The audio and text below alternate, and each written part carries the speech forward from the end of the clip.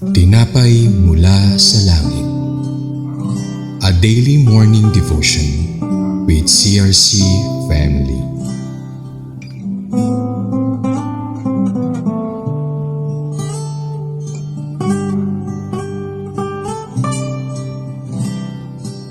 Hello, good morning to each and every one of us. Salamat po. Happy Thursday.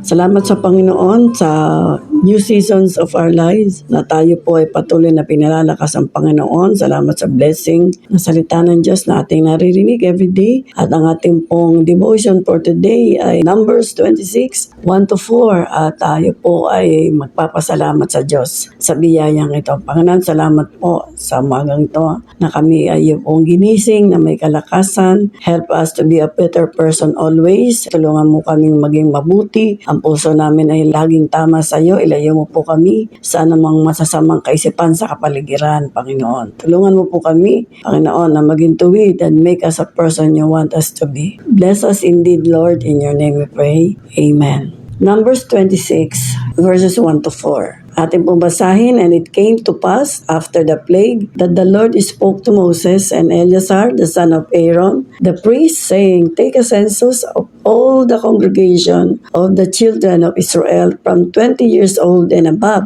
by their fathers' houses, all who are able to go to war in Israel. So Moses and Eleazar, the priest, spoke with them in the plains of Moab by the Jordan, across from Jericho, saying, Take a census of the people from 20 years old and above, just as the Lord commanded Moses and the children of Israel who came out of the land of Egypt. Ito po ay nangyari, ito pong pangalawang census, pagkatapos po ng salot na nangyari. At yung pong mga older generation ay hindi na po nakasama sapagkat nag-pass away na sila. At ito po nga po sa pangalawang census, kasi una pong census ay tungkol naman po ito sa pag-aayos ng military strategy ng Panginoon yun. Yung panahon na yon na unang census ay talagang pang military organization na inihanda niyang Panginoon para sa pasok nila sa land of Canaan. At kailangan malaman nila ilang bang troops ang bawat isa upang sa ganon sila ay ma-organize. Dito po after ng yun nga po ng salot ay yun nga nag-utos uli ang Diyos sa dalawa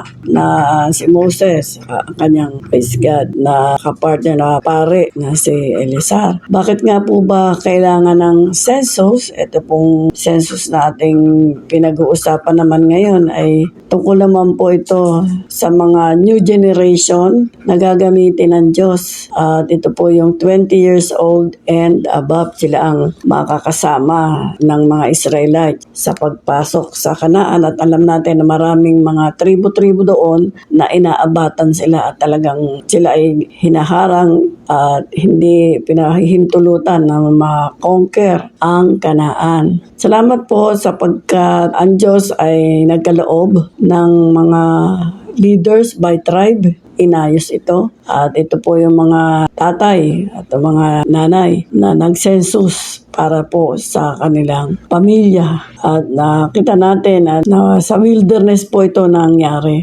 At napakagandang tingnan. Alam niyo po, na sa kabila ng pagtawag ng Diyos sa kanila, mahal na mahal sila ng Diyos. Binibigyan niya ng halaga ang bawat tao na pinili niya. Binabalyo talaga ng Diyos. Kilala niya ito by their names. At naka-enroll po sila sa Family Book of the Living God. At yung census pa nga na ito po ay kasiguruhan na nais ng Diyos na ma-organize ang lahat ng ito, kanyang tulungan ang mga generation na ito na papasok. Pero napakaganda po nito, sundan natin lagi araw-araw kasi may mangyayari po dito. Naririnig natin sa mga ibang speakers at ayoko pong ma-preempt ang lahat ng ito. At kung titingnan natin po sa panahon natin ngayon, sa numbers ng ating church, kasi dito sabi sa lahat sa congregation buong community, kailangan naka-census sila para sa pakikipagdigma nila. At dito po, kung may nakita kong life lesson kung dito sa atin, spiritually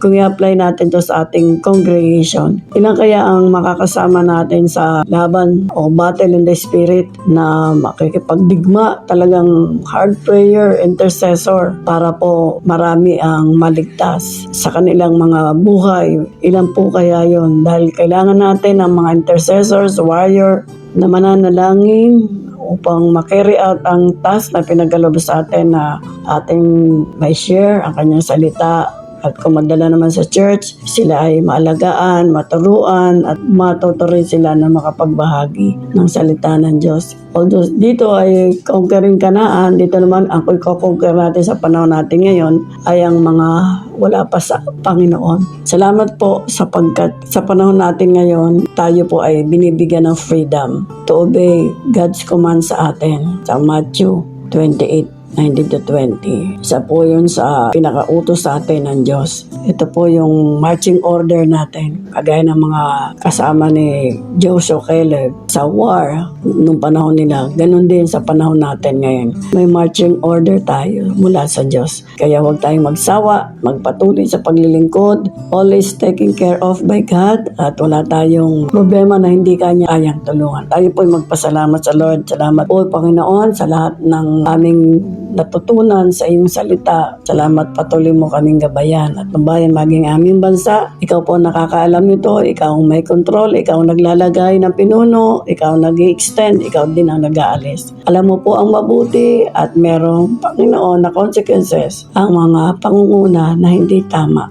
Salamat po sa inyong goodness. Salamat po sa umagang to. Nawa po patuloy tayong maging excited every day sa ating pakikinig ng ating tinapay mula sa langit. Salamat sa Panginoon. Ang inyo pong lingkod, Pastor Feli, ay binabati kayo ng isang magandang umaga at may God order our step every day. In Jesus' name, Amen.